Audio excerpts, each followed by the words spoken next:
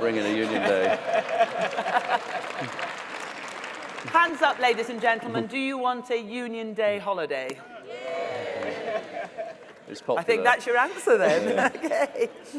So, on that note, how can we further improve cooperation between the UK government and devolved nations? I might start with Alistair for that one and then come to Alan. So the Prime Minister's created the Unit for the Union, which is, and there's the Dunlop review on how Whitehall, across Whitehall departments view the Union and announcements and getting the coordination of that right and not cutting across. It's important we respect the devolved settlement.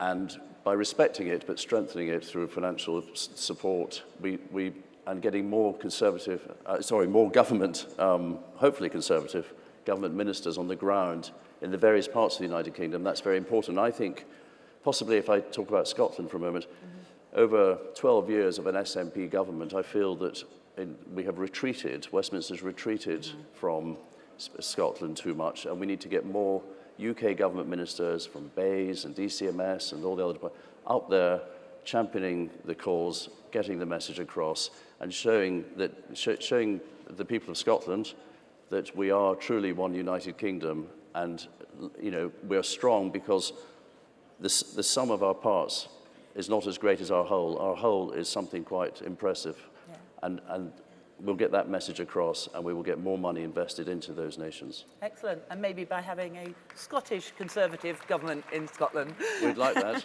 Yeah. Alan, do you want to add something to that? I think, as Alison said, respecting the devolution settlement is the starting point, but that doesn't mean that the UK government shouldn't be active in every part of the UK, be in every part of England as well as in the nations. And I think that the UK Shared Prosperity Fund, for example, gives us the opportunity to deliver UK strategic projects in every part of the country, rather than there's been an attitude maybe over recent decades where we've devolved, where Whitehall has devolved and forgotten about the prospect, or handed over the problem and not engaged in terms of it actively. Certainly over the last 9 years or so, there's been a will across Whitehall to engage actively, constructively.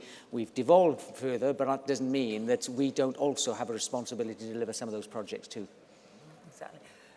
Julian, you've got some challenges in Northern Ireland. How do you think we can strengthen it? Well, I talked earlier about young people, and we all know about the Erasmus scheme that many students have benefited from to travel to European universities. But I want to see much more travel and cooperation between the nations for young people, and maybe we can look at replicating that sort of scheme to get young people from across the devolved nations experiencing each other's cultures. Thank you. Absolutely. Now, I'll do one that's suddenly raced up, and I think it connects with what we've just talked about, and an interesting one because perhaps we are missing one figure on the stage. Do you think it's time to look at increasing devolution in England as well? As a Yorkshire MP, I think that devolution has been really positive. We've seen, Manchester, we've seen London, we've seen very, very good examples. It's obviously, as I said earlier, not they're working at the moment in Northern Ireland, but if the right structures can be found, I think the track record of the Conservative government over the last few years on devolution has been really, really positive. Yeah, the advent of mayors has really made a difference, I think, hasn't it? And I think it's got to be demanded by the communities, and there doesn't need to be a uniform structure either. The sort of devolution in one part of the country will be different to the needs and demands of a sort of devolution in another part of the country. And I think we've got to be reflective, and providing it's demanded locally, then clearly the government should be a facilitator. Okay. Well, that leads us very nicely into our next speaker. Because Susan Webber is a councillor in Edinburgh, and I'm sure she would like more devolution locally as well. So can you please welcome Susan Webber to the stage to have a...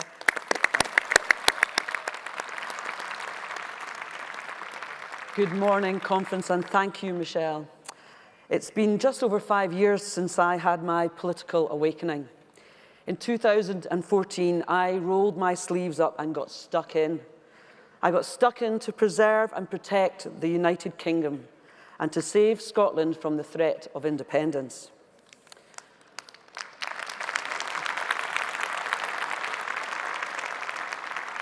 We all know the phrase that time passes more quickly as we get older, and crikey, certainly elections just seem to fly by. But yet, according to nationalists who promised us that it was a once-in-a-generation referendum, these last 5 years have felt like a lifetime. Their obsession with independence continues. In a recent poll on the 5th anniversary of the 2014 referendum, it stated that almost 60% of Scots now want to remain part of the UK, with barely 25%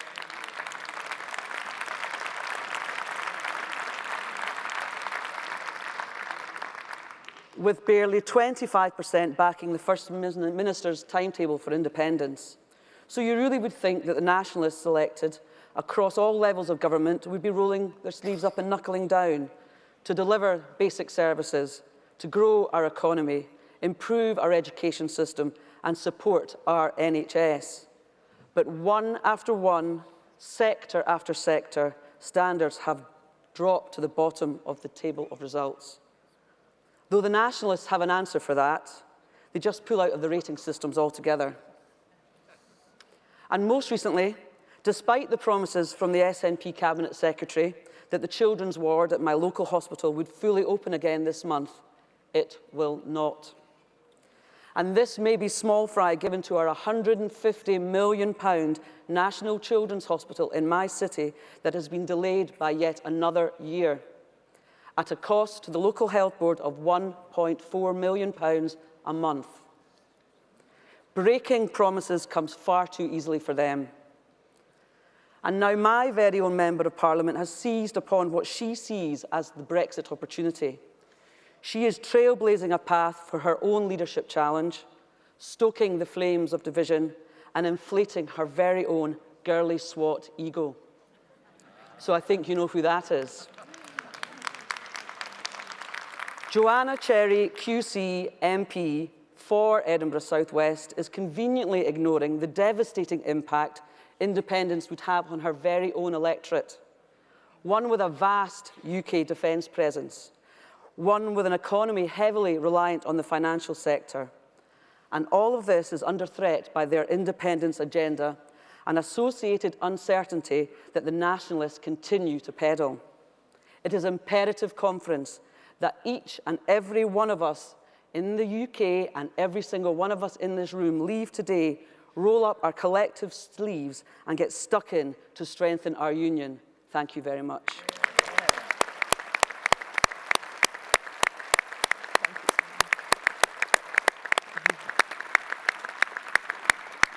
Thank you, Susan, and I think she summed it up very well. It is all down to all of us to actually strengthen our union. It's not just the responsibility of politicians, it's the responsibility of everybody who cares. So, another 4 minutes of Q&A, and the first one I've got is the Port of Dover is a big focus for Brexit. What does the panel feel about how the ports in Scotland, Northern Ireland and Wales will deal with Brexit after the 31st of October? Well, if I start, the second busiest port in the UK during the summer months is that of Holyhead. So that's between Dublin and Holyhead. It's extremely important to the UK economy, to the North Wales economy, but it's also important to the Republic of Ireland. So we've put a lot of planning and a lot of actions in place to ensure the free flow of transport in the event of a no deal. But also, I think we can turn this around, that after we've left the European Union, when we've got Brexit done, Holyhead or North Wales then effectively will also be the gateway to Europe. And that's the opportunity for North Wales, as well as the northwest of England and that corridor, to be part of the activity in the northern part of the UK compared to just the focus that's always been in between Dover and Calais in the past. Absolutely. Yeah, I would agree. I think Cairn Ryan in my constituency, we have plans for more business coming through there, and business from Southern Ireland coming up through Northern Ireland and through Cairn Ryan would make sense after Brexit. I don't subscribe to this theory that that very much different is going to happen. I think the ports will all continue to flow much as they do now, to be honest. The idea that suddenly we're not going to get medicines in or all these other ridiculous scaremongering stories. I can't see why. Hauliers have to finance their trucks and pay for them. That means the wheels have to keep turning. Ferry companies have to finance their ferries. The ferries keep flowing. The ports employ people. They need the income from traffic going through the ports.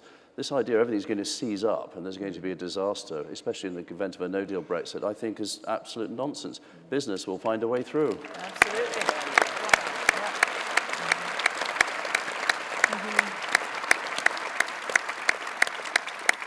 And Julian, presumably you'd echo what your colleagues have said, because Ireland needs it. I think we've seen with Holland and Wolf that actually we're getting investors into our ports, into places like Belfast, even before Brexit takes place. And if we can get a good deal, I think that will increase and that investment will continue.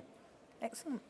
So, very quickly, how are we going to protect our seas and fishing industry post-Brexit? Just an easy question, just to... Well, we have a thing called the Royal Navy. Hey,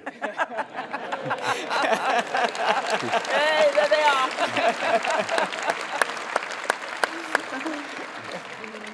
And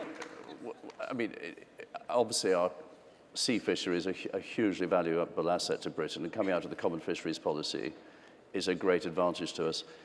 It will allow us to regenerate our coastal communities right across the United Kingdom, not just in Scotland, but all around the United Kingdom. And we will still allow access to our fishing, and we will need access. I mean, the cod wars, cod go north when the waters are warmer, and they come south when they're colder, and we need to do deals with our neighbours on these things. So I'm absolutely confident that we can use this great asset we have. And I'm also absolutely sure that after we leave the European Union, the Scots will be in no mind to leave the United Kingdom and give those assets back to the European Union. Aye, absolutely. So we strengthen the union in the process. Absolutely. Now, I'm going to come to Alan now, and we all know that there is a Labour government in waiting. You can laugh at that point. But we know that the dangers of Jeremy Corbyn are very, very real. And our final speaker today is no stranger to standing up to Welsh Labour and is a fierce champion for Wales, both here and in the UK and on the international stage, as you will ever find. Indeed, he has been recognised as such, and he holds the very honourable title of being the only member of the cabinet who's been asked by 3 consecutive prime ministers to continue in the same job. So please give a very warm welcome to the Secretary of State for Wales, Alan Cairns.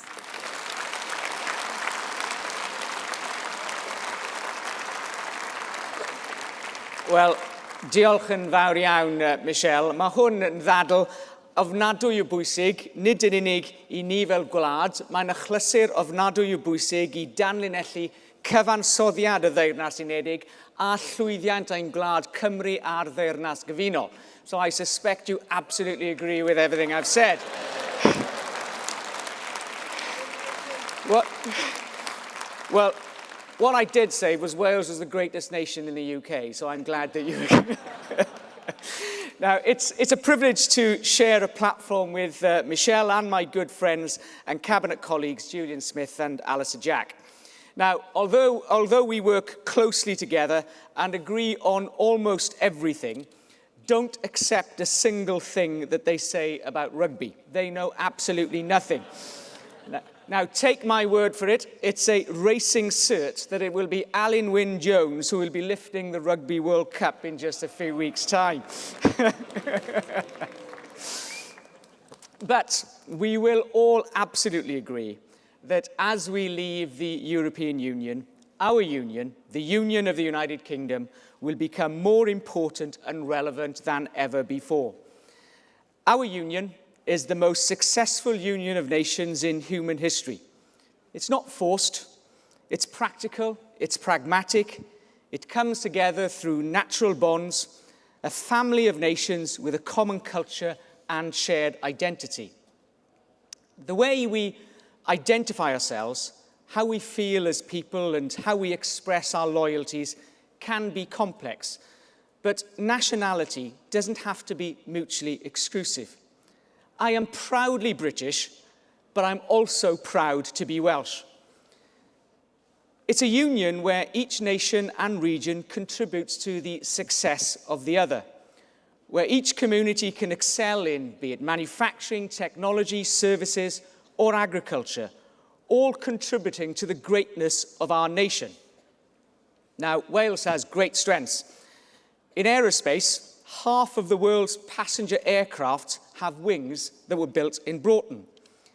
The F-35 fighter jet global repair hub is in Sealand in Flintshire.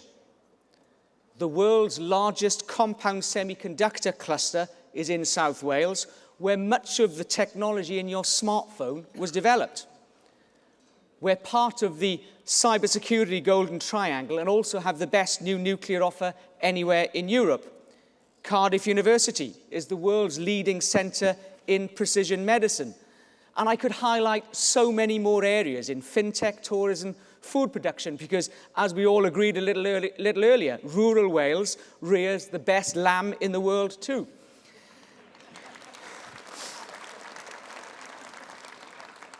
And it's the strength of our union that allows us to invest and to support these sectors. A new fair funding settlement for Wales with additional investment in growth deals across every part. The UK's largest city deal is in Cardiff, and today I announced a £55 million down payment for the Mid Wales growth deal. The semiconductor sector, an active homes project, and the precision medicines that I've suggested are all supported by UKRI. The MOD played a pivotal role in attracting the US Air Force's interest to Sealand, and the National Science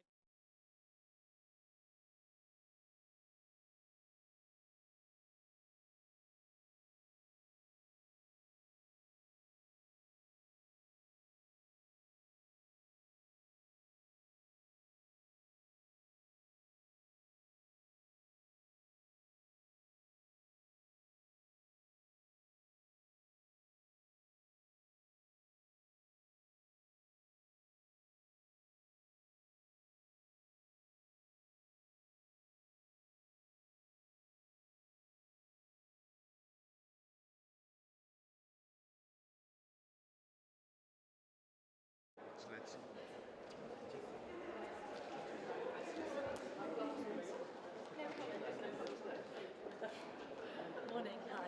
Yes, cool. Yeah. Thank you so much. Nice to see you. Enjoy. Thank you.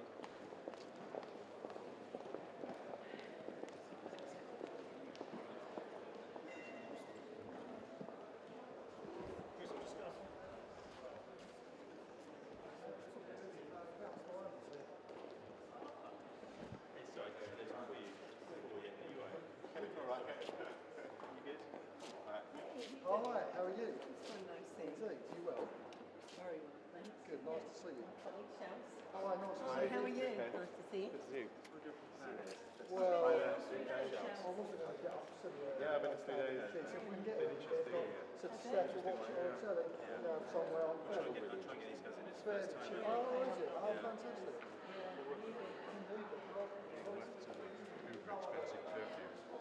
Chris. Yes. Eau de Somme, like Chanel. Probably costs some weekly salaries for other people. I mean, I don't mind this one. You should ask her, love. You've been swimming this morning, though. It's a very nice pool, apparently. Never been in. Apparently there is.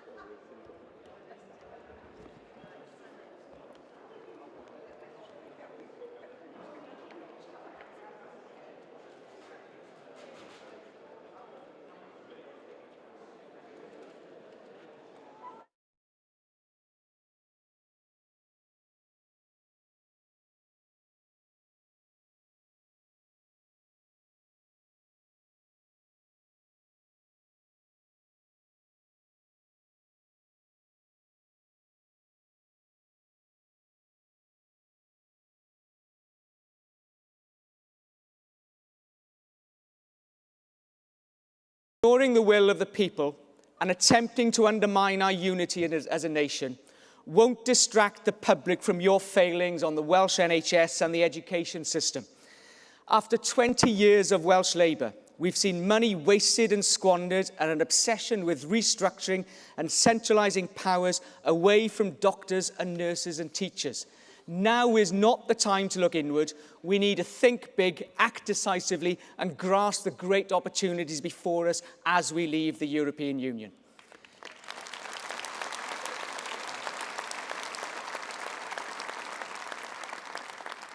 Now, as Michelle mentioned, this is my 4th conference speech as the Secretary of State for Wales.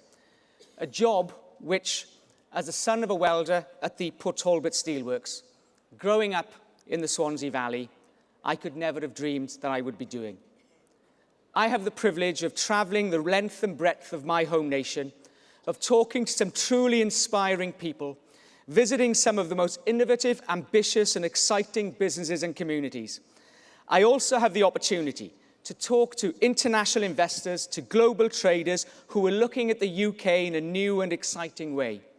It is in this knowledge of the country that I love and of the appreciation of the opportunities before us that gives me great hope and confidence of our next chapter.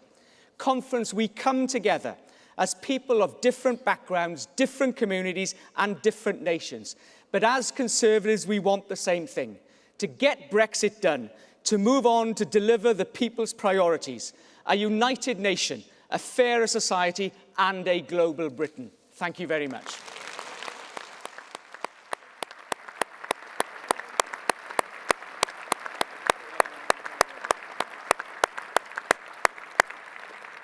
Ladies and gentlemen, it only remains for me to thank again all our speakers and Susan over there, and to all of you for sending in your questions and voting on them, and to bid you goodbye and go out there and protect our union and vote Conservative. Thank you.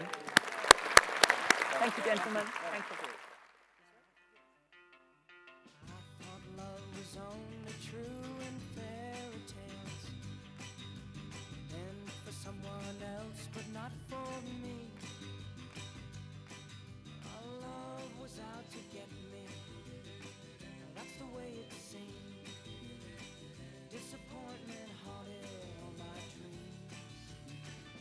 I saw her face.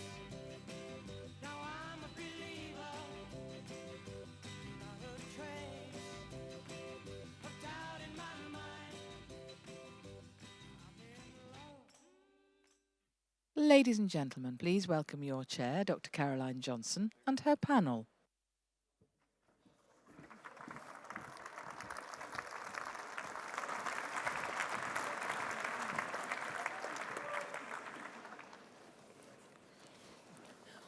Welcome to our Women in Politics panel.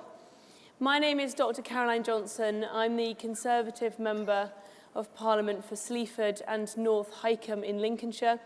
I've been an MP since 2016 in a by-election, and prior to that, I worked as a children's doctor in Peterborough Hospital. The panel today looks slightly different from that on your booklet. That is because today the government is passing very important legislation, the Domestic Abuse Bill, in Parliament. But we have a great panel, and I'm going to ask them to introduce themselves now. Miriam. I'm Miriam Cates. I'm the parliamentary candidate for Penistone and Stocksbridge. That's just down the road, North Sheffield. I grew up in Sheffield, went to my local school, always interested in politics. I think I was probably a bit of a geek. I kind of stayed up late listening to the Westminster Hour. Not very cool. But I never really thought about party politics. It was more just an interest. I went off to university, did science, came back to Sheffield, trained as a science teacher, taught in a local school for a while. And then we moved out to a village north of Sheffield to raise our kids. And I just got really stuck into community life. I chaired the PTA for a bit, helped with the park, got involved in some local campaigns. And a friend encouraged me to stand for parish council, which I did. I really enjoyed it. And I think I saw the opportunity for someone who loves their community, wants good things for the community to bring change. So I thought the next step was maybe I'd like to stand for city council. And living in Sheffield, I kind of thought, well, I'm going to have to join the Labour Party to get elected, but I just couldn't stomach that. And then just out of the blue, a family friend gave me the opportunity to stand for the Conservatives in a local ward in Sheffield, not a particularly winnable seat for us. But I thought, yeah, this is a great opportunity. I went for it, really enjoyed campaigning. I tripled the Conservative vote, still came fourth, but it's a good stat. So I thought next time I'd like to win, so I got selected for a more winnable ward. And then my husband encouraged me to come to conference last year. Didn't know anybody, but I got involved in some of the Women to Win events, and Anne Jenkin and Virginia Crosby kind of picked me up and said, you need to get on the list. And I was very fortunate because my kind of home seat of Penistone and Stocksbridge was coming up for selection. And so to cut a long story short, I became the parliamentary candidate.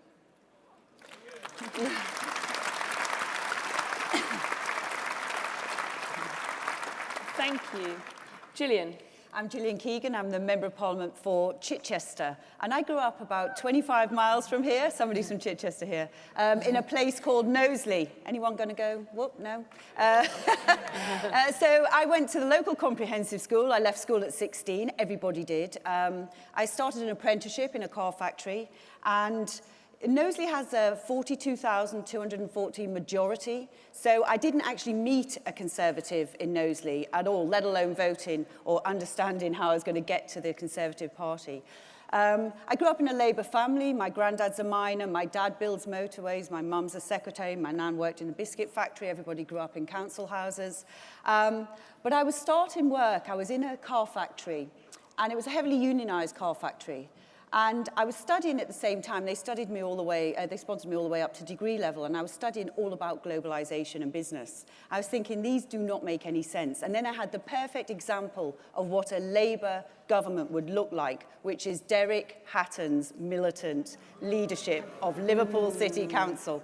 And there it was, all in front of my eyes. So I wasn't going to vote Labour, and at age 19, I voted Conservative for the first time. And I've voted Conservative ever since. Now, it's fair to say that the Knowsley polling booths are not full of Conservative voters still, but I went on, I lived and worked all over the world. I worked for about 30 years, and 5 years ago, my life changed.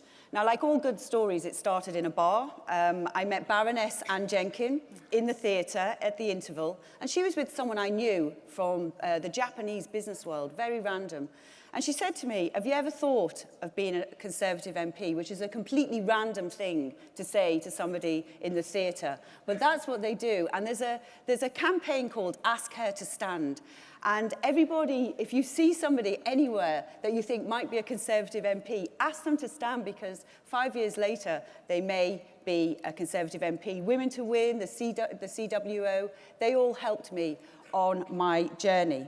And I also want to thank Teresa Hurst, who was the agent for St Helens, where I stood in 2015, and all of you like Teresa that helped candidates, pretty much rookie candidates, through this journey. Thank you so much. It means such a lot, and it really is helpful. The snap election 2017 and the seat of Chichester came up. Chichester have been sending a member of Parliament, or a member to Parliament, since 1295. If you go on Wikipedia, there are 180 MPs that are listed, and they're all men. So for 722 years, they've been sending men to some kind of parliament or other. And there is me, right at the bottom, from a Knowsley Comprehensive School that I left age 16 for the Member of Parliament for Chichester at the very end of that list, the 181st one in Wikipedia.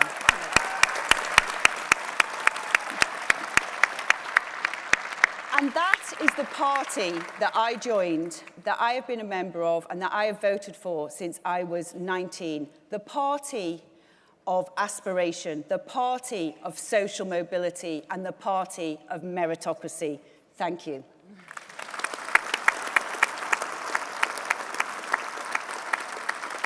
Thank you, Gillian. That's an inspiring story. Siobhan. My name's Siobhan Bailey. I am the prospective parliamentary candidate for Stroud in Gloucestershire.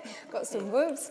I am the luckiest candidate in the UK. Stroud is a beautiful area. It is rural and industrial. It's got amazing innovation companies and cultureful. I mean, I am actually, it's a bit of a pitch to try and get you all out to help me win that seat, because I'm against a Labour gentleman who has been trying to win the seat since 1992 and winning and losing the seat for about the last 20 years. So we've never had a female MP there, and I want to be the first one. But so I'm not from a political family.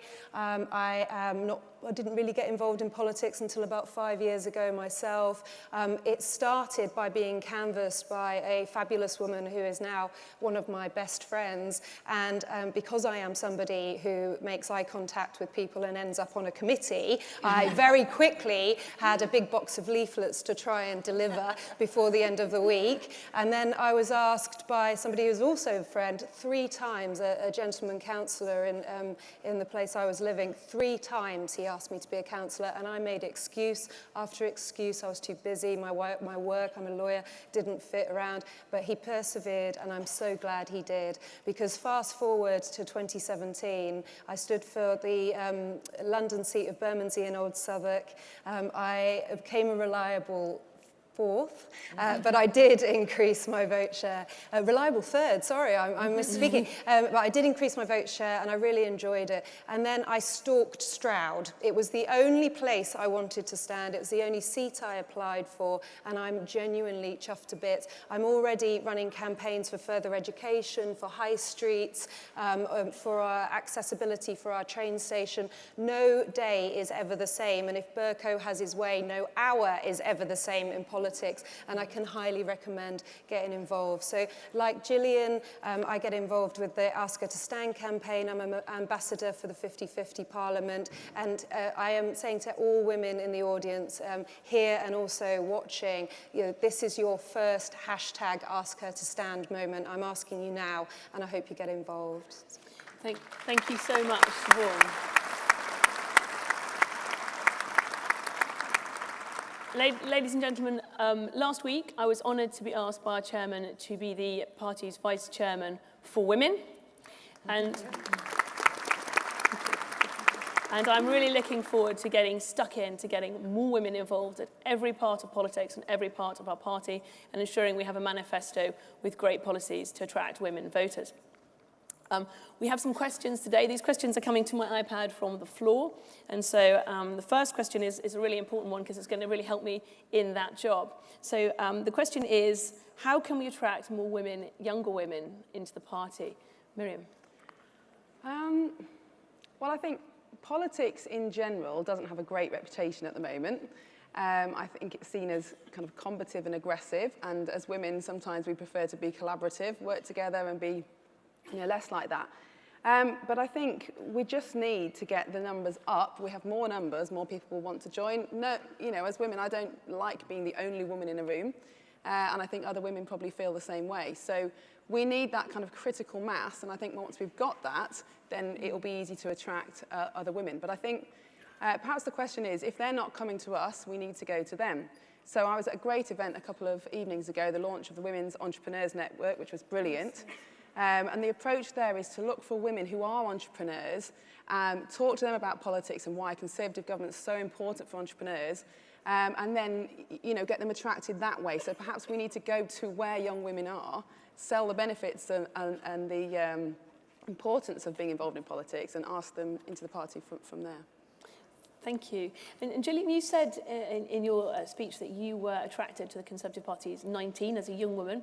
What was it attracted you then, and how do you think we could use that to attract more young women now?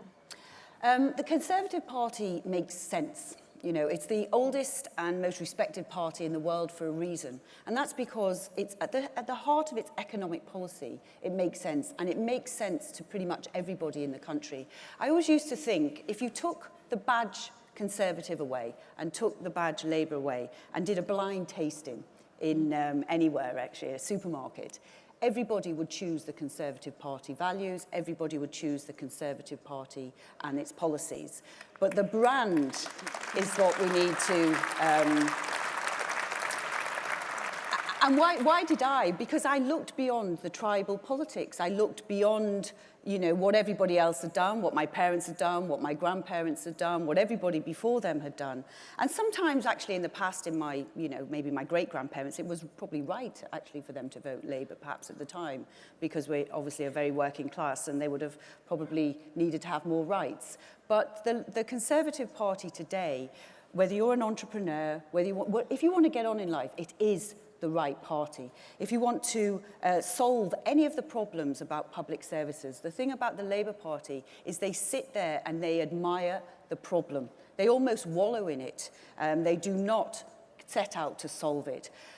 I go into universities a lot. Politics is a contact sport. The reason I'm keen to get more women, people like Miriam and Siobhan, with me and you in the green benches is because, you know, we can connect with people. I can connect if I go to a university. People will listen to me. If I go and talk to apprentices, I did an event with degree apprentices last night, they'll listen to me because I am a degree apprentice. I'm the only degree apprentice in the House of Commons, you know, so I've got some connection with them. And it's those connection points that people want to see. And once they get them and they listen to us, as opposed to listen to somebody else describe us, then they'll vote Conservative. Thank you. Thank you very much, Julie. I think it's really insightful. We talked about the CWO a little bit earlier on, and the CWO has a young women's group now, headed by Ellie Robertson. What do you think we could do to support Ellie in getting more younger women involved? Well, I think it's sort of part and parcel of all of our jobs in this room and for the membership across the country. You know, if you can have a branch of young women involved in your actual local area, that's great. But if you don't think that there's a critical mass of people, then reach out to a county or a wider area. And the technology is there to have Skype chats and have meetups across. So I think as a starting point, aim for having those groups. But I think Ellie actually spoke on a panel the other day that I was listening to, and she was talking about the litmus test issues that make young people interested in politics, and particularly for young women.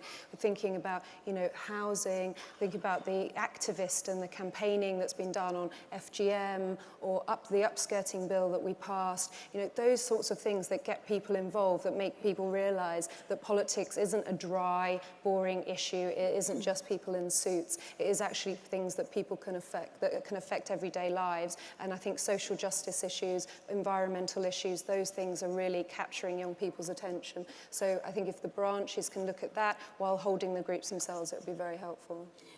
Thank you very much, Siobhan. And I think it's worth noting, ladies and gentlemen, that as you look around you, as you've attended conference this week, you may have noticed there are a lot of young people here. Ladies and gentlemen, there are more young people at this Conservative conference than there have been ever before.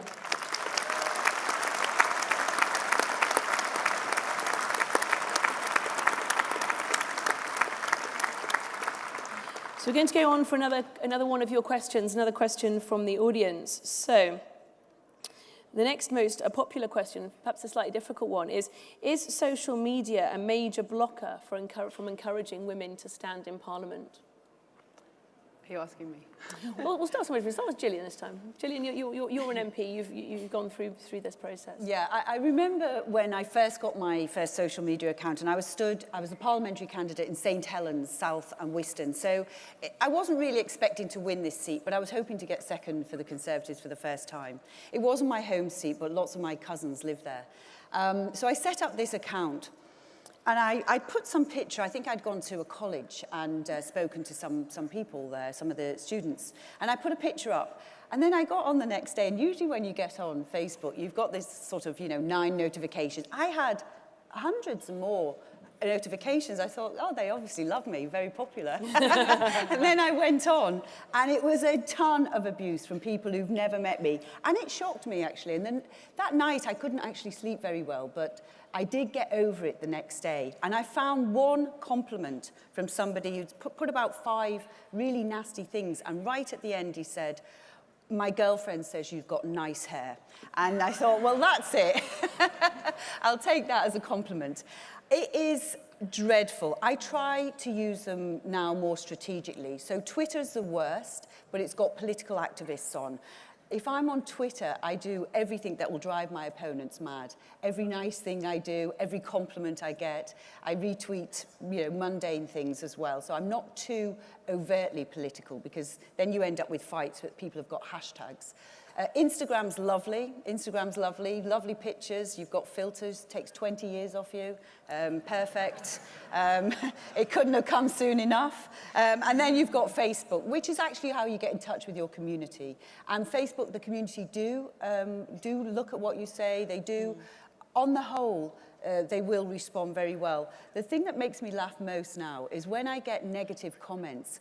My mates who still live in Huyton, in Knowsley, all rush in to my defense. So they basically say, when they call me posh, privileged, stuck up, someone who doesn't know their life, or whatever other abuse they hurl at you, they all pile in and say, no, that's not her. She left school at 16. She's one of us, She's worked hard and she's got where she's got in life. So actually, other people start to defend you when people are very unfair. So it goes with the job. I've only had a couple of really nasty things, but I think some colleagues get terrible abuse and do get death threats. And I did have somebody go into a police station in Chichester, actually, and ask for me to be arrested for being a traitor, for voting for the withdrawal agreement. But, you do end up with Brexit has actually created a very toxic climate, and that's another reason why we need to get Brexit done.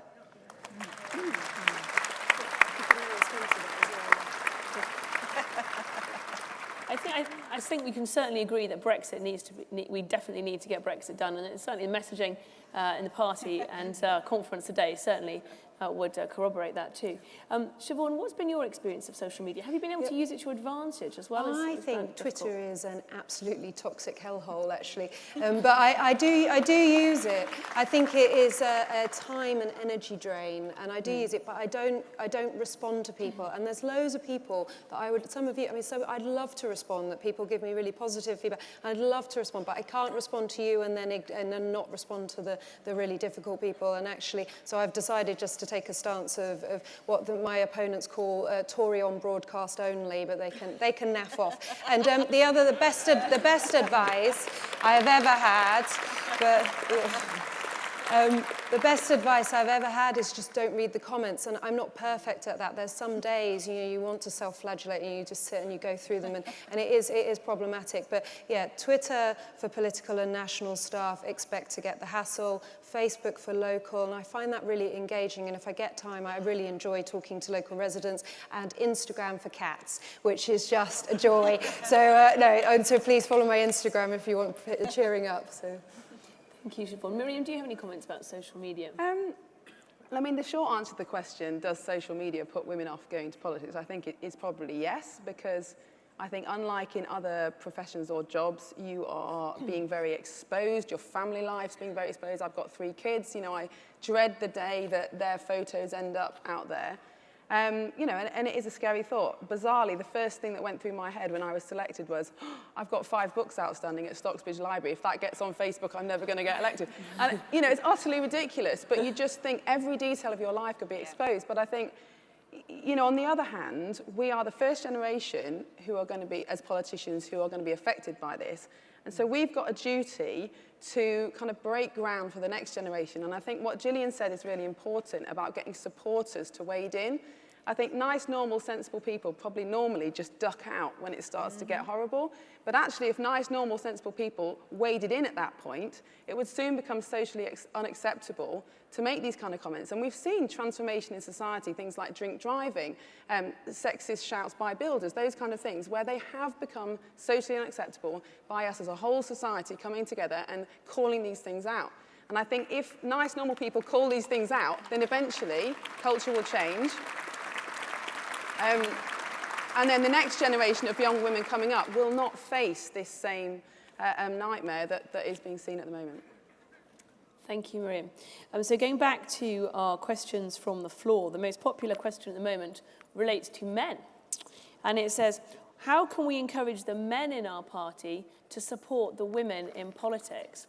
And I think before asking any of the panel, I think it's worth mentioning that when Margaret Thatcher was elected as our party leader, there were only 7 women in the House of Commons. She was elected predominantly by men.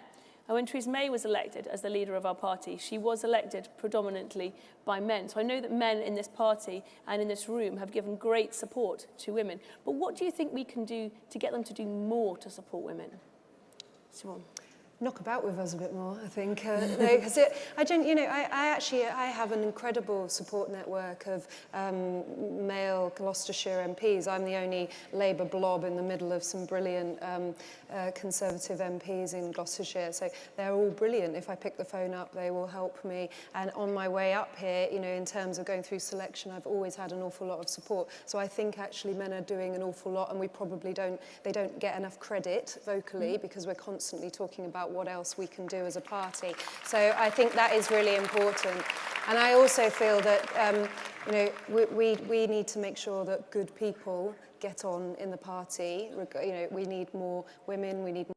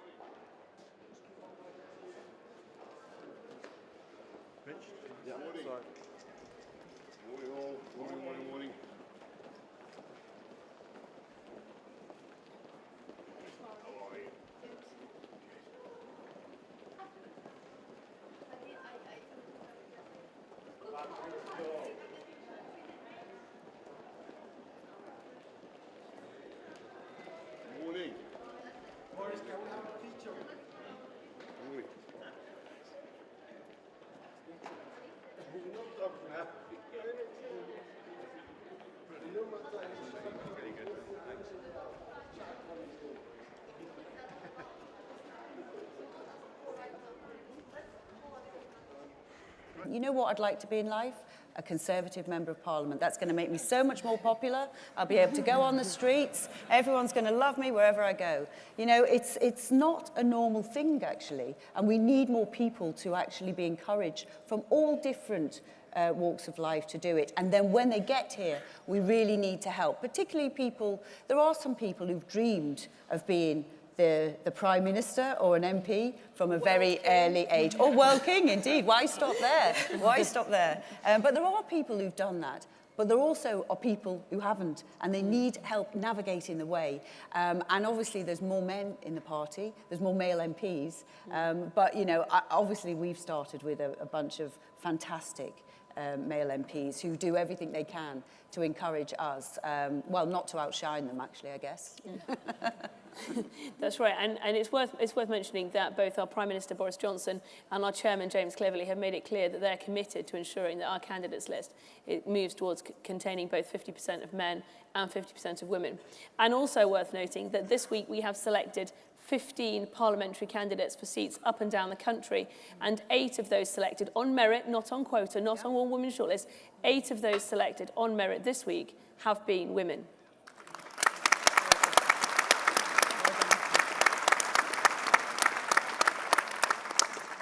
So, Miriam, just go back to the question on the iPad, which was coming in. What more do you think men could do to help you and others like you? Well, I think encouragement's the key word, as Gillian said, and you know, every step of my political journey, I have been encouraged by both men and women, persuaded, you know, encouraged that I've got the skill to do it, that I am confident enough, those kind of things. But one more thing I would add is, as a mother with caring responsibilities, I think the way that the party does things sometimes isn't creative enough to fit around a mother's life. And that's no criticism of anybody involved. I've found everybody to be as accommodating as they can. But I think if you think about, you know, my life, I campaign during the day, I pick up my kids from school, and then until about 7:30, hopefully, they're in bed, I can't answer the phone, I can't respond to an immediate email, I can't do an interview, because that's their time and they need me and they need my full attention. and then, you know, I don't see them all week, and then I'm out all day campaigning on a Saturday. Is that, you know, what are the kind of creative ways that we could change the way that mothers, particularly with young children, can get involved without sacrificing their families? Because I don't see having children as a problem. I see it as a real blessing, an advantage. You know, I love them and I don't want them to feel that they are being sacrificed to go through this process. But I think we have to be a bit creative to allow women with young children to be able to campaign, to be selected, to be encouraged up the ladder in the same way as men. Thank you.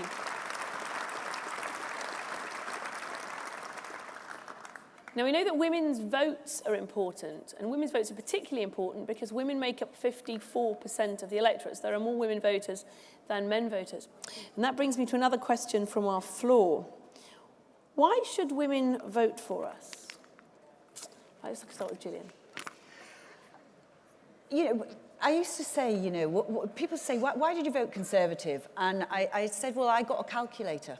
I figured out that actually what you spend and what you can afford to do is a function of your economy. Mm-hmm. So the first thing is we should never forget that actually we need a strong economy to afford the public services that we need. And you've got to be able... And you've got to be able to cope to care. Yes. And women care about public services as much, if not more, than men. We rely on them. I mean, I've relied on public services my whole life, but you rely on them as a young mother with children, you rely very heavily on public services. As you get older, you rely very heavily on public services. Both my grandmothers ended up with dementia and, you know, were in care homes not far away from here. You rely on these services all the way through your life, so you want them to be the best they can possibly be. And I just think we're much better at running the economy and running the public services, and we have to get that message across. Thank you, Gillian. I think there's no one in the room who would disagree with any of that. Miriam. Well, I want to change the question slightly because I'm born and bred Yorkshire woman. Why should northern women vote Conservative? And I think because we have a government that is recognising the need that regions have to be brought up to the same economic level, the same investment that London and the South East have had. You know, and I'm absolutely delighted that Stocksbridge, part of my potential constituency, is going to receive £25 million of government funding for things like infrastructure, all the kinds of things that we desperately need up north. And those are the things that women on the doorstep say we need. Public transport, more money for schools. And this is the government that is determined to deliver those. And I think there's a real sense that this government under Boris Johnson recognises the kind of support that our towns and our regions need. So if you're a woman in the north, vote Conservative, because this is the way to improve our areas. Absolutely.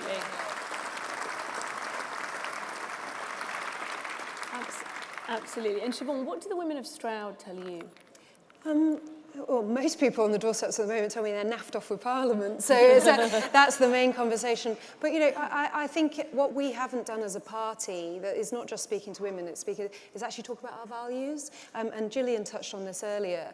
You know, there isn't if we just talk about women, there isn't a woman who is not aspirational and ambitious for everybody in her life, and that is one of our values. There isn't a woman who isn't really thinking about personal responsibility and how to manage and juggle everything that's going on in a day or in a week. And actually, you know, I think it is right that women are more affected by public services, often rely on services, and I cannot believe that Jeremy Corbyn's big state, massive interference is going to make anybody's life any easier, but particularly for women. But what we do need to look at, and it's a policy I've been talking to people about across this conference and is actually childcare, but not just childcare. It's about people stepping out of work to do elderly care as well, and that invariably falls on women. We need a massive, bold policy to be able to have a good, strong offer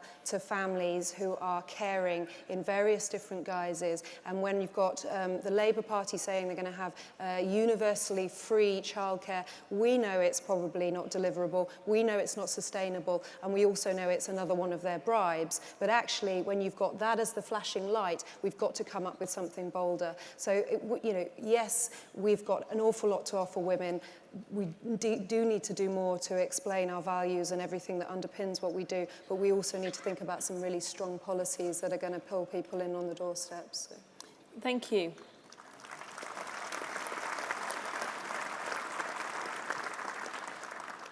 Now we're coming towards the end of this panel, and I know everyone in the room is waiting for the main event of the day.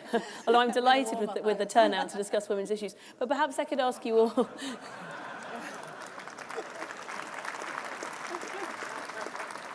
I think the women have had the more support of anything all week, which is great.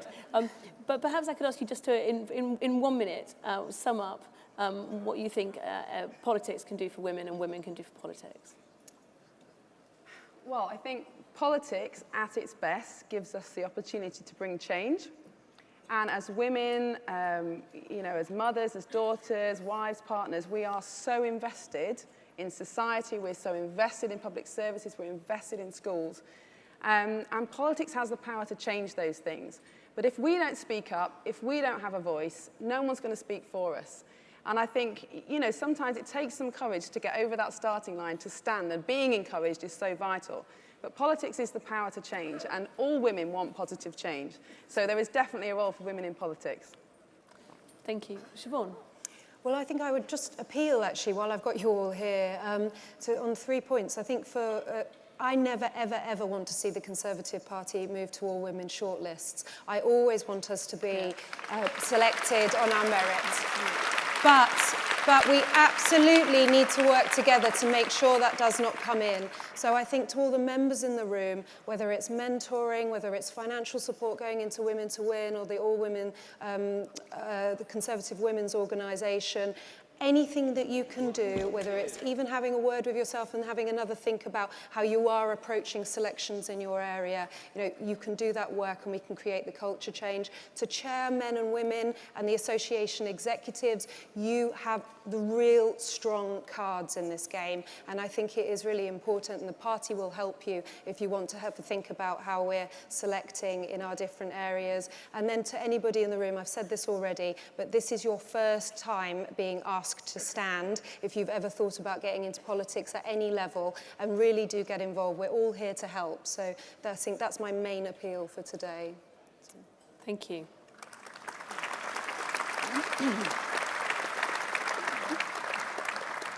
And Gillian. The Conservative Party has not won a significant majority for decades, and we need to. And we need to more than ever, because we are facing the worst possible outcome for our country, which would be a Jeremy Corbyn-led government. So it is incumbent upon all of us to appeal across the 4 nations, across the United Kingdom, as broadly, as widely, and as deeply as we can. Now, politics is a contact sport, and politics is a team game. We're all part of the same team. That team needs to be bigger. We need more MPs in Parliament. Don't we know that every day going through the voting lobbies? But we also need more connection points. We need to have more broad appeal. And that involves getting a massive cross-section of candidates who have the ability, the skills, the drive and the passion to sell the Conservative values on the doorsteps up and down the country. And that means we need more women, we need more diverse candidates representing every part of the country, every different gender, every different nationality, ethnicity, and every other diversity indicator. So we need to be massively inclusive as a party. The more we do that, the sooner we do that, the bigger our majority will be.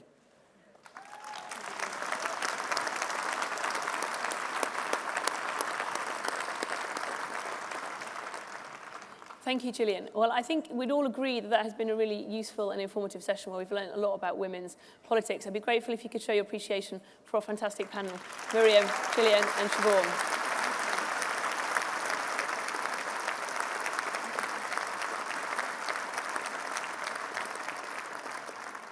And it just falls to me to say, if you're a woman in the audience, or if you're a man who knows a brilliant woman in the audience or outside who could be the next party association chairman, the next regional chairman, the next parish council, the next district council, the next member of parliament, please ask her to stand. Ask her to put herself forward so that we can have more representation from women in every level of our party and in every level of government. Thank you.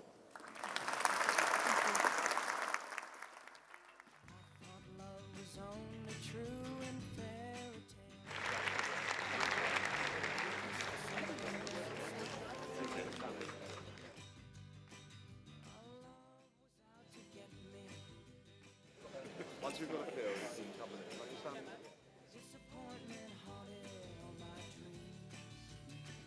Then I saw her face. Now I'm a believer. Not a trace of doubt in my mind. I'm in love. I'm a believer. I couldn't leave her if I tried. I thought love was more or less a given thing. It seems the more I gave, the less I got. What's the use in trying? All you get is pain. When I needed sunshine, I got rain. Then I saw her face. Now I'm a believer. Not a trace of doubt in my mind. I'm in love. I'm a believer. I couldn't leave her if I tried.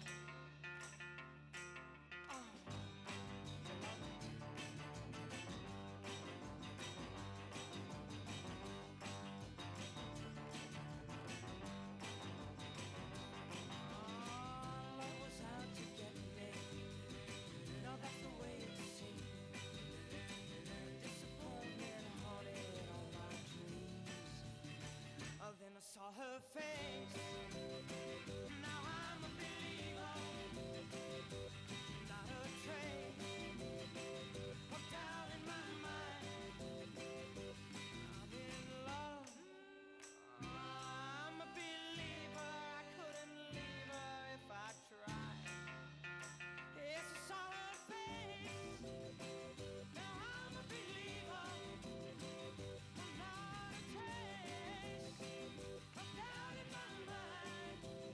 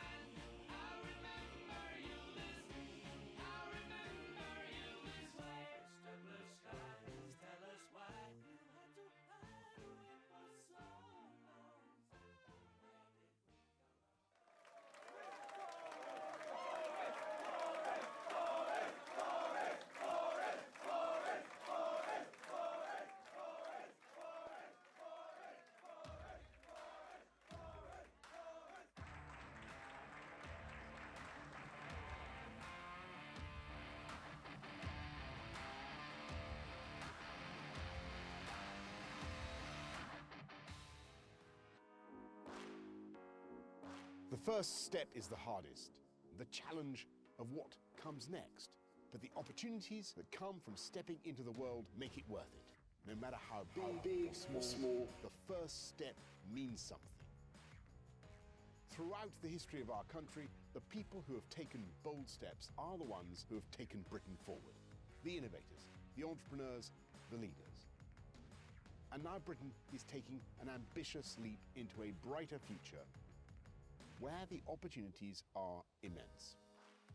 The vote to leave the EU was the largest democratic exercise ever conducted in the history of our great country. It was a vote for change, a vote for a future built on hope, not fear.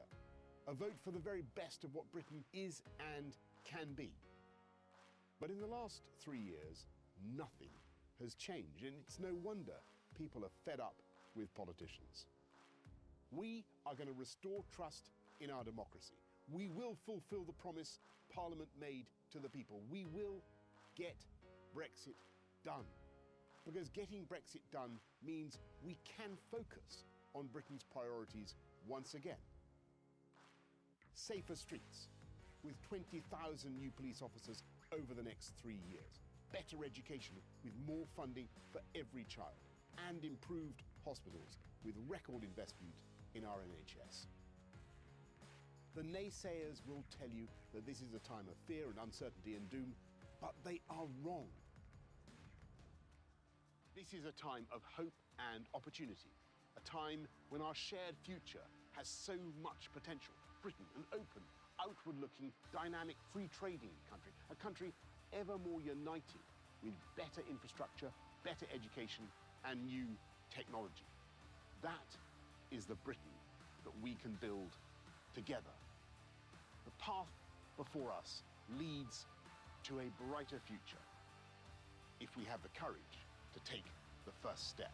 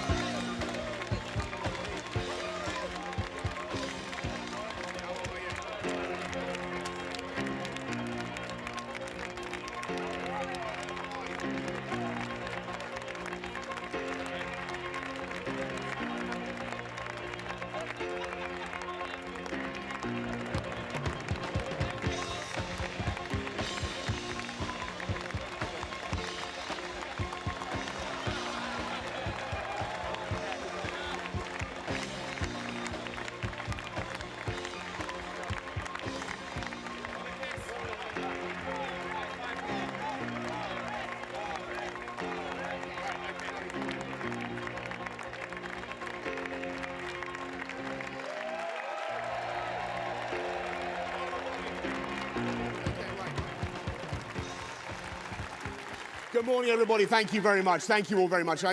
It's fantastic, of course, to be here in Manchester at the best attended conference for years. And I gather there was quite a lively mood last night in the hotel bars. And I want you to know, I understand that some of you may have been mildly peppered with abuse on the way in. Were you? Well, they're good. I'm delighted. I'm delighted that you weren't. But even if you were, I don't think any of us are abashed by that kind of thing or downcast, because we're conservatives and we get on with serving the people of this country. And speaking of service, I should begin by paying tribute to my predecessor, Theresa May.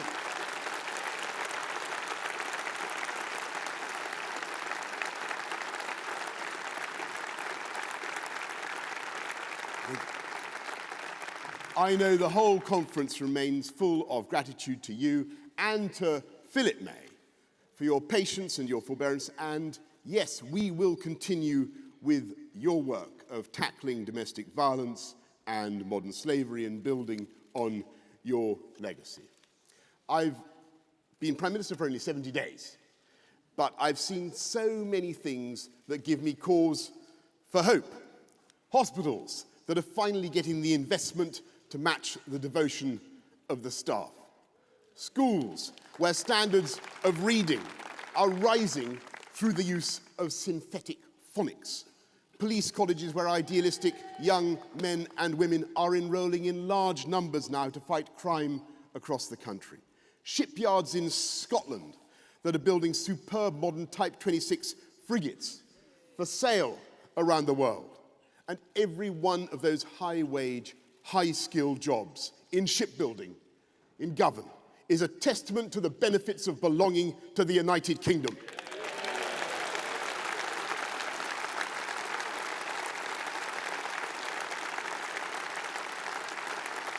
The most successful political partnership in history, which we will protect and defend against those who would wantonly destroy it.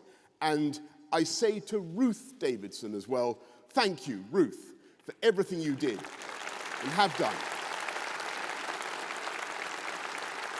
for the cause of conservatism in Scotland, and we will honour your legacy too. And I'm proud of the role that this government is playing in every one of those investments. And of course, they are only possible because it was this Conservative government that tackled the debt and the deficit left behind by the last Labour government. It was because we cleared up the wreckage they left behind that we now have record employment, wages rising the fastest for 10 years, and we have record foreign direct investment of £1.3 trillion, more than any other country in the EU. So we have so many reasons to be confident about our country and its direction, and yet I feel sometimes we're like a world-class athlete with a pebble in our shoe. There is one part of the British system that seems to be on the blink. If Parliament were a laptop, then the screen would be showing, I'm afraid, the pizza wheel of doom. If Parliament were a school, Ofsted would be shutting it down or putting it in special measures. If Parliament were a reality TV show, then the whole lot of us, I'm afraid, would have been voted out of the jungle by now. But at least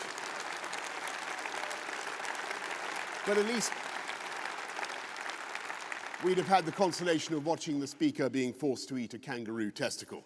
And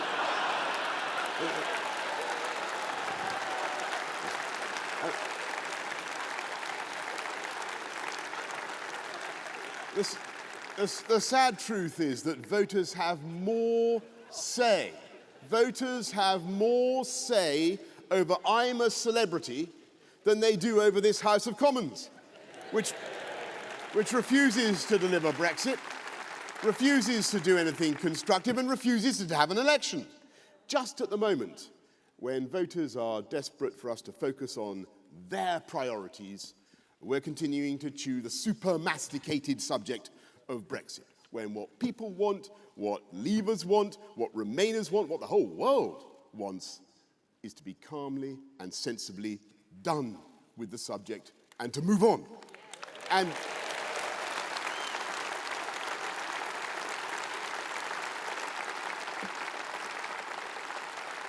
that is why we are coming out of the EU on October the 31st, come what may. Conference.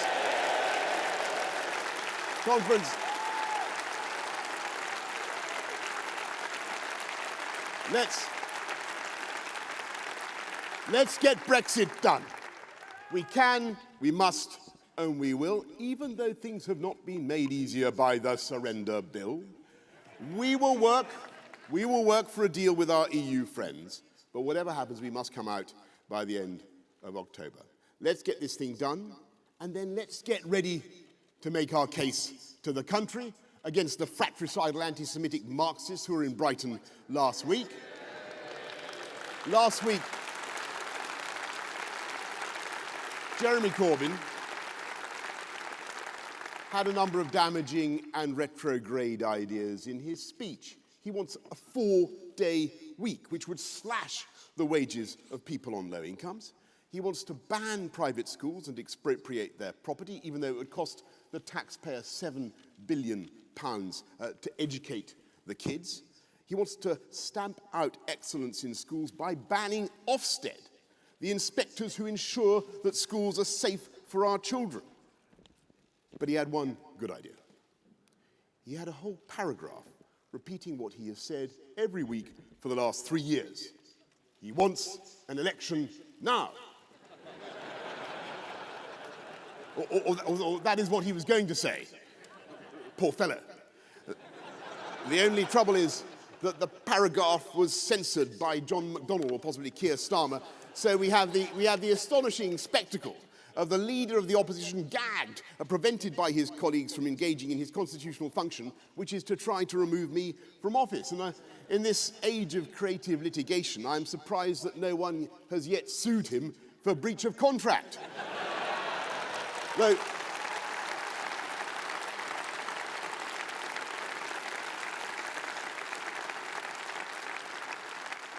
Though it now appears that the SNP may try to bundle him toward the throne, like some Konstantin Chernenko figure.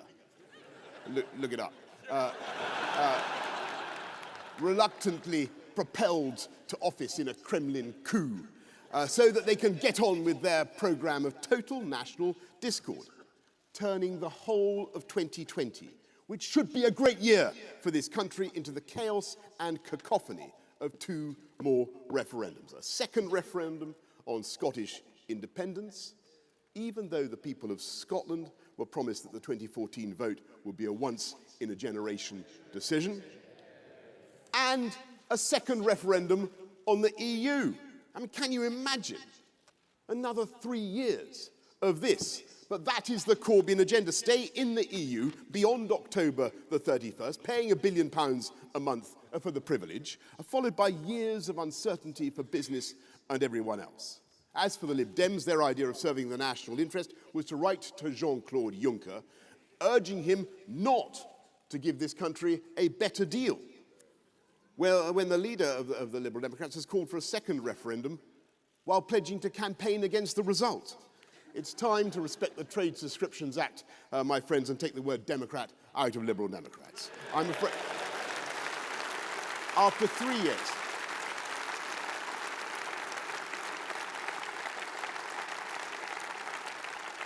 After 3.5 years, people are beginning to feel that they are being taken for fools, and they're beginning to suspect that there are forces in this country that simply don't want Brexit delivered at all. And if they turn out to be right in that suspicion, then I believe there will be grave consequences for trust in our democracy. Let's get Brexit done on October the 31st. Let's get it done because of the opportunities that it will bring, not just to take back control of our money and our borders and our laws, to regulate differently and better, to take our place as a proud and independent global campaigner for free trade. Let's get it done because delay is so pointless and expensive and debilitating. Let's get it done because we need to build our positive new partnership with the EU. Because it cannot be stressed too much that this is not an anti-European party. This is not an anti-European country. We are European. We love Europe. I love Europe anyway. I love it. But after 45 years of really dramatic constitutional change in our relationships, we must have a new relationship with the EU, a positive and confident partnership, and we can do it. And today in Brussels, we are tabling what I believe are constructive and reasonable proposals, which provide a compromise for both sides.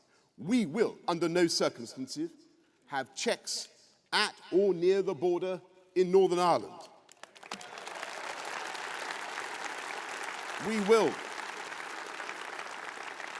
we will respect the peace process and the Good Friday Agreement.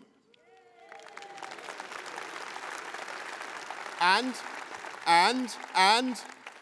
by a process of renewable democratic consent by the Executive and the Assembly of Northern Ireland, we will go further and protect the existing regulatory arrangements for farmers and businesses on both sides of the border.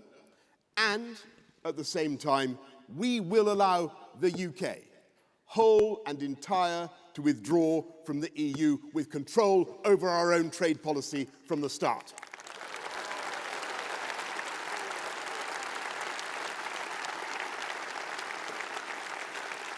And we will protect our precious union between Great Britain and Northern Ireland. And yes, this is a compromise by the UK, and I hope very much that our friends understand that and compromise in their turn. Because if we fail to get an agreement because of what is essentially a technical discussion on the exact nature of future customs checks, when that technology is improving the whole time, then let us be in no doubt, conference, of what the alternative is. The alternative is no deal. And that is not an outcome we want. It is not an outcome we seek at all. But let me tell you, my friends, it is an outcome for which we are ready.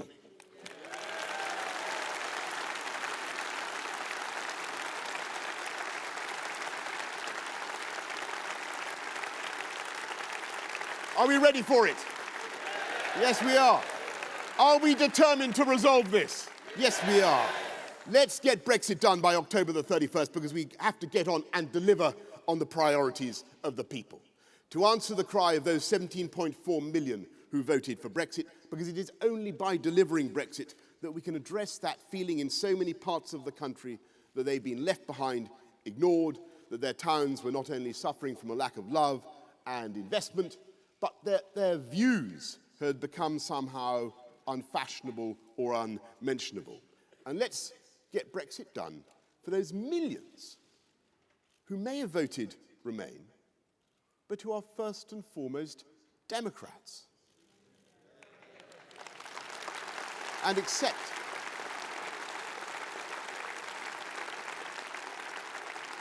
and who accept the result of the referendum and want to get on.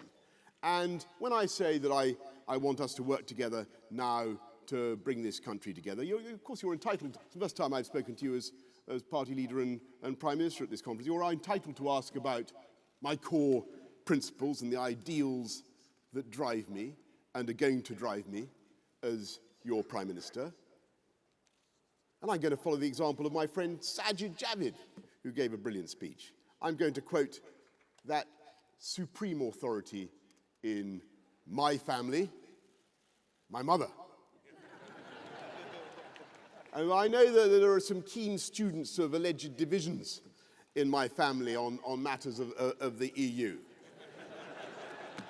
But I want you to know, conference, that I have kept my ace up my sleeve. My mother voted leave. And my mother...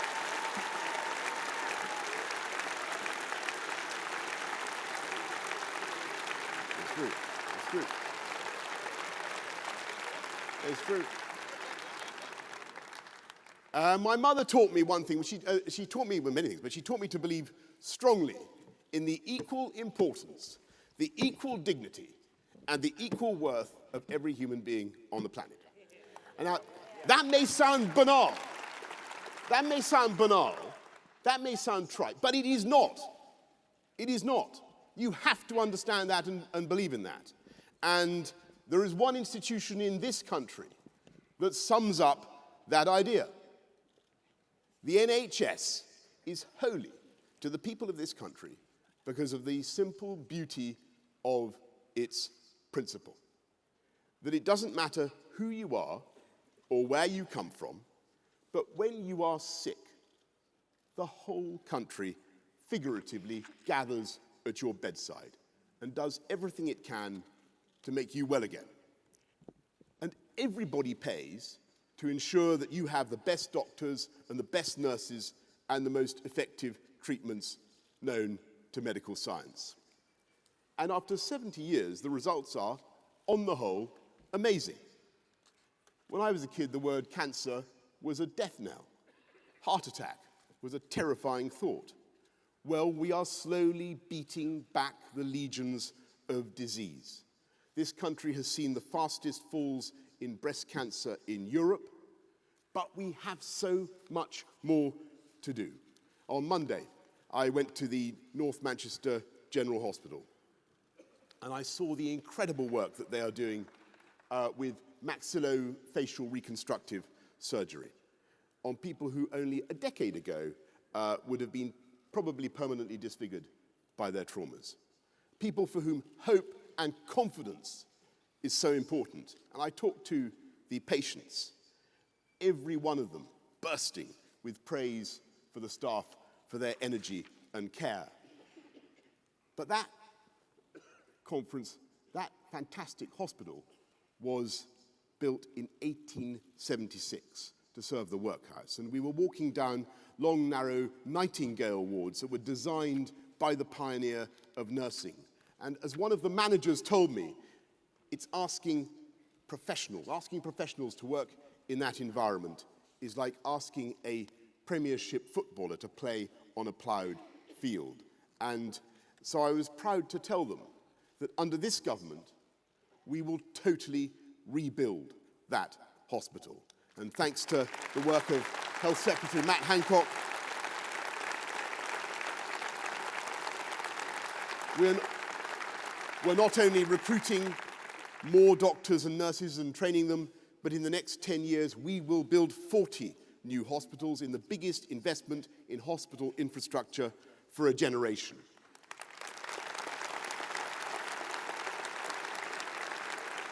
Because after 70 years of the existence of the NHS, 44 of them under a Conservative government, it is time for us to say loud and clear, we are the party of the NHS. And I claim that title.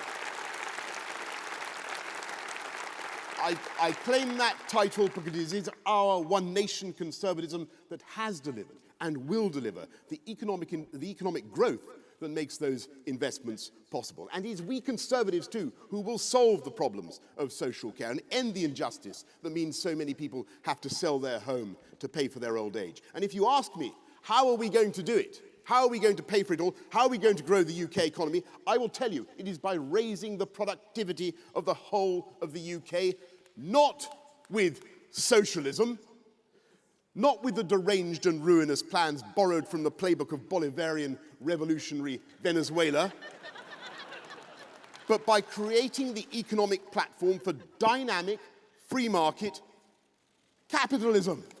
Yes.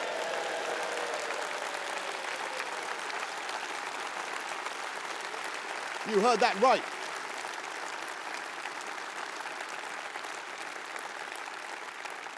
When did you last hear a Tory leader talk about capitalism? We are the party of the NHS precisely because we are the party of capitalism, not because we shun it or despise it. And we understand the vital symmetry at the heart of the modern British economy between a dynamic enterprise culture and great public services. And of course, I've seen that formula in action for a long time myself. Now, who comes from London? Hands up. It's all right, who lives there? Don't worry, no disgrace. I used to be mayor there. It's one of the fantastic place, greatest city on earth. And it's one of the many astonishing things about our nation's capital. It is the most productive region in the whole of Europe.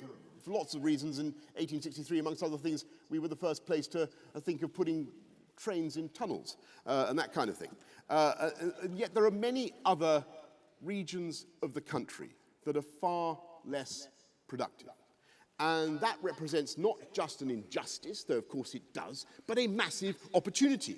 Because I believe that talent and genius and chutzpah are evenly distributed across the UK, but it is also clear that opportunity is not evenly distributed. And it is the job of this one nation Conservative government to unlock talent in every corner of the UK.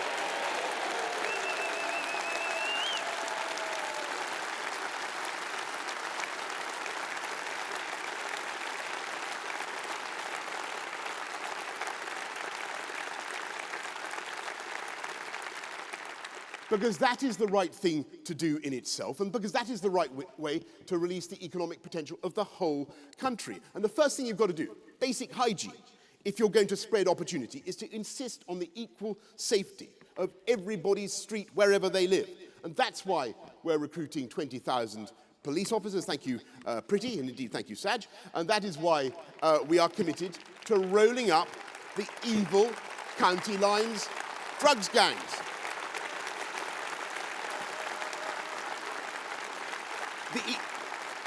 The evil county lines drugs gangs that predate on young kids and send them to die in the streets to feed the cocaine habits of the bourgeoisie, and we will succeed.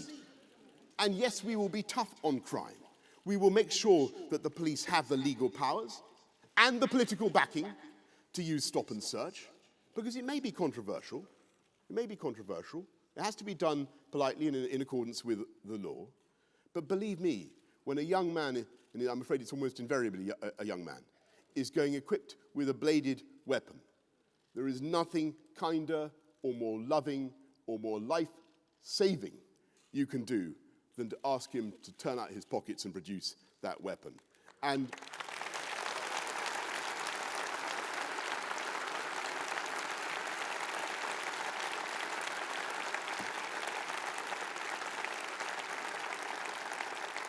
yes, when people are found guilty of serious sexual or violent offences, we will make sure that they serve the sentence they should, if only for the protection of the public. But we will also, as one nation Conservatives, do everything we can to stop people becoming criminals, with rehabilitation, with education in prisons, so that they are not just academies for crime, but also by investing in youth clubs and better FE funding, further education funding, to give young people the best possible antidote to the criminal instinct. That is the prospect of a good job. And indeed, the best way to level up and expand opportunity is to give every kid in the country a superb education. So that's why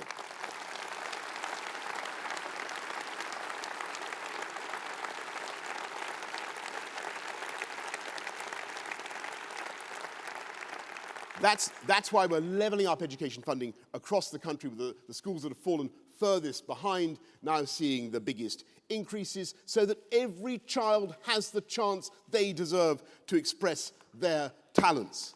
And it's so that they can get the jobs that we are creating.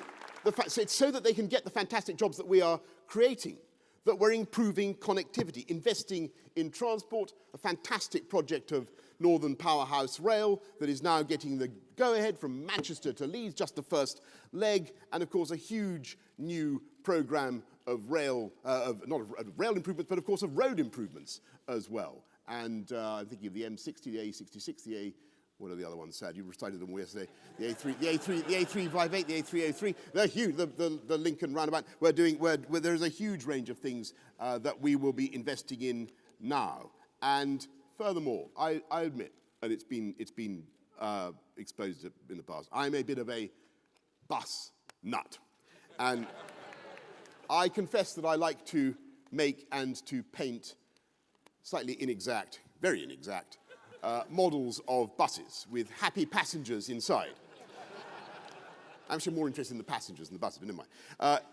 It's not just that I am a bus nut that we want to expand, just because I'm a bus nut that we want to expand bus transport.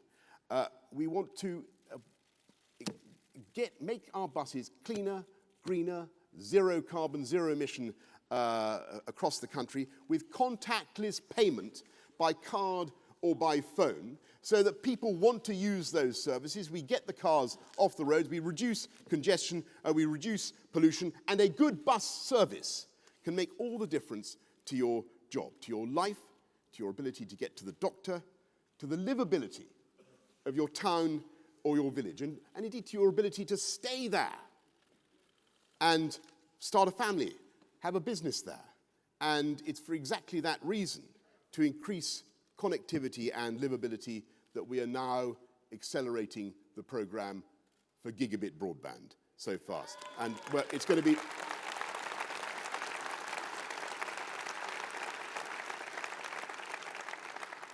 To be truthful, I'm not entirely sure of the exact technical details of gigabit broadband, but we're bringing it forward by 8 years, and it will mean that everybody has, not just super fast, but incredibly fast, speed of light broadband spreading into every home in the country like super informative vermicelli. And bringing people together, giving people opportunity, giving people certainty that they can, as I say, start a business, raise their family where they are. And that is the way, I think, with better connectivity, with better transport, better education, to unite the country and to bring it together. But there's, of course, another vital effect of the right infrastructure and the right technology. You increase the productivity of the whole UK economy. If the streets are safe, if the transport links are there, if you have good Wi-Fi, good broadband connections, what else do you allow to happen? Eddie? You allow new housing to go ahead. Huge numbers of new houses on brownfield sites that were never considered viable before. And that's the way forward. And you allow young people to get a foot on the housing ladder. And you allow young people to live near the good jobs. And above all, with safe streets and affordable housing and fantastic Wi-Fi, we give, as I say, business the confidence to invest and to grow. And that is the virtuous circle, the balance and the symmetry at the heart of our One Nation project. And there are so many ways in which this country is pulling ahead. London has overtaken New York as the #1 city for investment in fintech firms. And that's before we've even delivered Crossrail, which, by the way, was on time and on budget when the last mayor left office. And isn't it time? Isn't it time we had a mayor? Isn't it time we had a mayor who is focused on the job of running London? And isn't it time? Isn't it time we got behind our fantastic candidate, Sean Bailey? Let's back Bailey for London in 2020.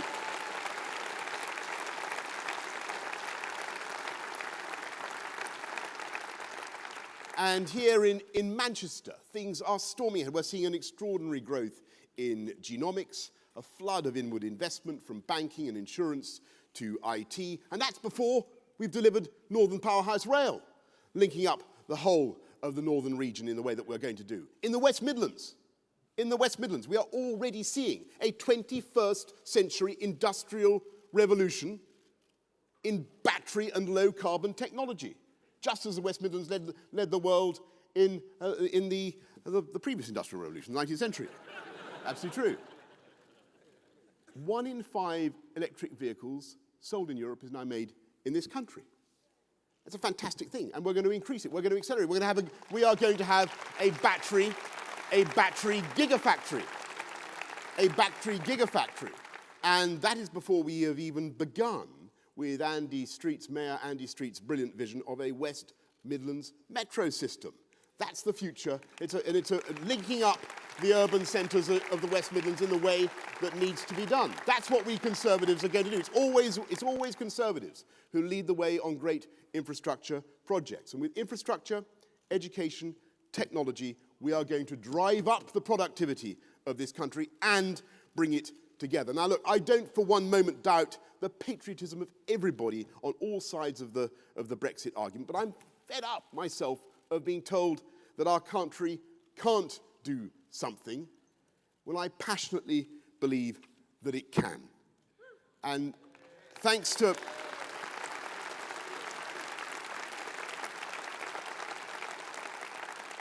British technology, there is a place in Oxfordshire, my former constituency actually, in Oxfordshire, that could be soon the hottest place in the solar system.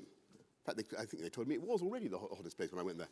It is the tokamak fusion reactor in Culham. And if you go there, you'll be told that this country has a global lead in fusion research and that they are on the verge of creating commercially viable miniature fusion reactors for sale around the world.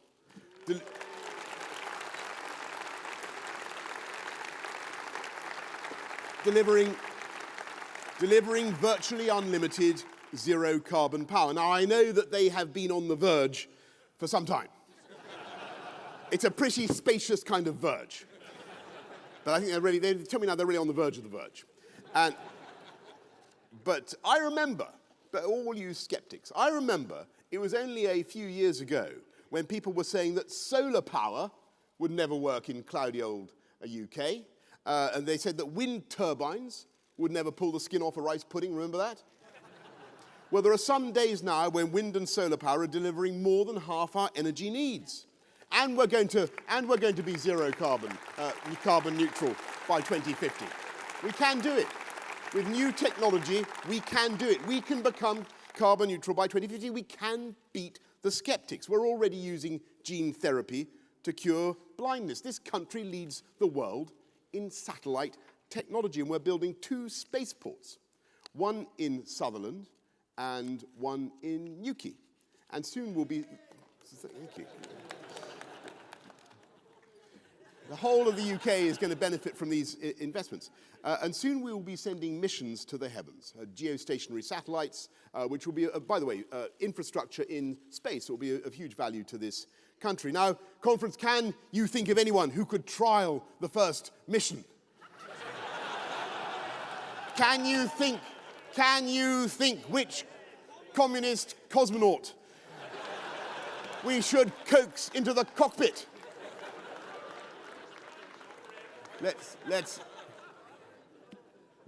Well, there you go. The invitation is there. Let's get Brexit done on October the 31st. Not just because we have such an immense agenda to take this country forward, but because, of course, Brexit is an opportunity in itself. We will take back control of our fisheries and the extraordinary marine wealth of Scotland, and it's one of the many bizarre features of the SNP. That in spite of being called names like salmon and sturgeon, they are committed to handing back control.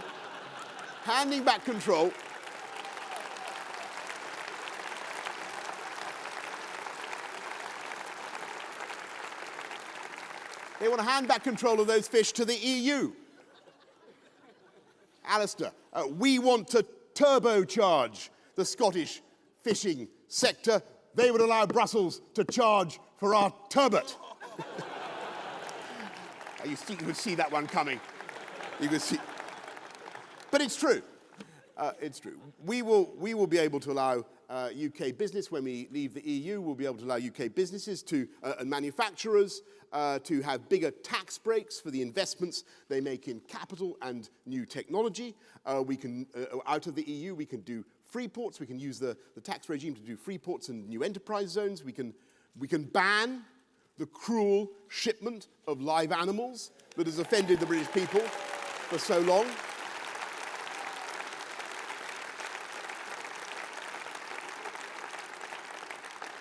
And yes, we will have those free trade deals. We already have some astonishing exports, as I never tire of telling you. Just in the last few months, I've seen an Isle of Wight shipbuilder that exports vast aluminium leisure catamarans to Mexico. We export Jason Donovan CDs to North Korea, would you believe it? And we exported Nigel Farage briefly to America, though he seems to have come back. Across the world, there are countries, and anybody who's involved in the foreign side, anybody who travels abroad will testify to this. Across the world, there are countries that are yearning to engage with us, where we have old friendships and burgeoning new partnerships. And particularly in the Commonwealth, was that pretty? Heckling me from the front, interjecting from the front from a sedentary position. You're quite right, the Commonwealth. 2.4 billion people, the fastest growing economies in the world. Amazing opportunities.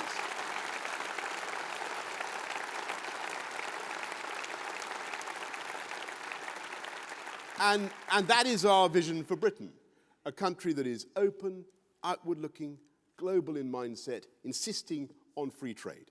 A high-wage, low-tax, high-skill, high-productivity economy with incomes rising fastest for those who are lowest paid. A country where we level up and unify the entire United Kingdom through better education, better infrastructure and technology. A country where, provided you obey the law and do no harm to others, you can live your life and love whomsoever you choose. A country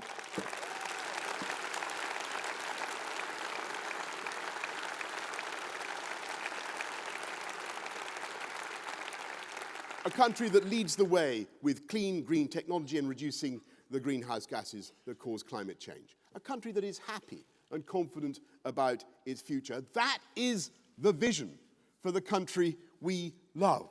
And when the opposition finally screw their courage to the sticking point and agree to have an election, when the chlorinated chickens finally waddle from the hen coop where they are hiding, that is the vision for the country that we will put to the British people. And the choice is clear. We put up wages with the biggest expansion of the living wage for a generation. Corbyn would put up taxes for everyone. We back our superb armed forces around the world.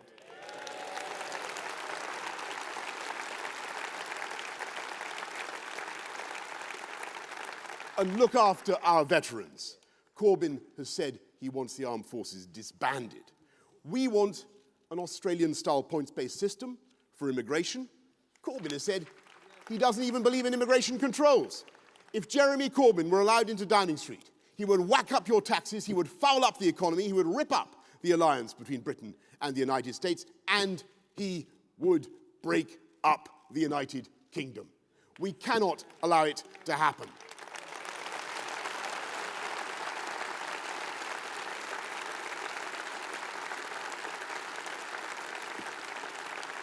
But it is worse than that, because it's become absolutely clear that he's now determined to frustrate Brexit. What do we want and need? Do we want more dither and delay?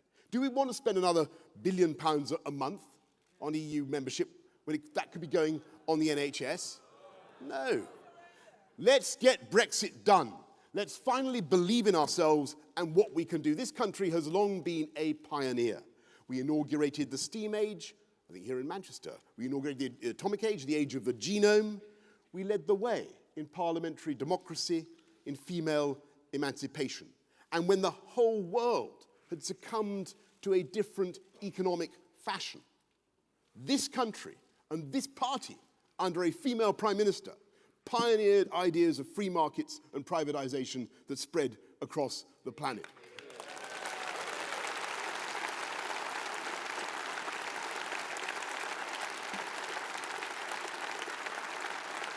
Every one of those ideas was controversial. Every one of them was difficult. But we always had the courage as a country to be original, to do things differently. And now we are about to take another giant step, to do something no one thought we could do, to reboot our politics, to relaunch ourselves into the world, and to dedicate ourselves again to the simple proposition that we are here to serve the democratic will of the British people. And if we do that with optimism, and confidence, then I tell you, we will not go wrong. So let's get on with sensible, moderate, one nation, but tax-cutting Conservative government, and figuratively, if not literally, let us send Jeremy Corbyn into orbit where he belongs. Conference, let's get Brexit done, and let's bring this country together. Thank you very much.